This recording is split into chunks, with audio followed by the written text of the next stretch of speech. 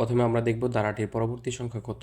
তো এখানে লেখা রয়েছে যে 5, তারপরে 8, তারপরে বি। প্রথমে দেখতে হবে যে 5 থেকে 8-এর মধ্যে পার্থক্য কত, 3।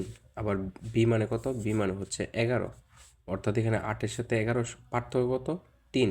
তাহলে আমরা পরবর্তী সংখ্যা যেটা আছে তার সাথে যদি আমরা 3 যোগ করি তাহলে তার পরবর্তী সংখ্যা পাবো। তাহলে বি মানে 11, 11-র পরে কত হবে 12, 12 মানে সি, তারপরে ডি, তারপরে কত ই, অর্থাৎ 3 যোগ করলে আমাদের আনসার হবে ই। তারপর এখানে আমরা দেখতে পাচ্ছি 5, তারপরে ডি, তারপরে 15, অর্থাৎ এখানে 5 আর ডি মানে 13, তাহলে এখানে পার্থক্য হচ্ছে 8। তো এর মানে এই দুইটা সংখ্যার পার্থক্যর সাথে যদি আমরা পরবর্তী সংখ্যা যোগ করি, যেরকম এখানে 15 প্লাস হচ্ছে এখানে 8, তো হেক্সাডেসিমালের মধ্যে এখানে 5 আর 8 যদি যোগ করি কত হয় 13, 13 মানে কত ডি, আর এখানে হাতে নাই, আর তাহলে এখানে 1, তাহলে এখানে কত হবে 1 ডি।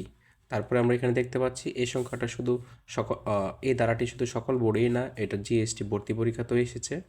তো এখানে রয়েছে কত 4, তারপরে 8, তারপরে সি।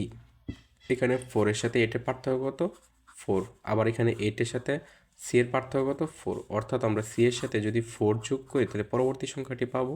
তাহলে সি প্লাস হচ্ছে এখানে 4, সি মানে 12, আর যদি আমরা 4 যোগ করি 16, তো 16 হলে হেক্সাডেসিমালের মধ্যে আমরা যোগফল 16 থেকে কত বেশি 0 বেশি, হাতে আছে 1, তাহলে এখানে সি। এই যে আমাদের এখানে যে সংখ্যা পদ্ধতির যোগ রয়েছে তার বিস্তারিতভাবে বুঝতে হলে আমাদের প্লে লিস্ট চেক করতে পারেন।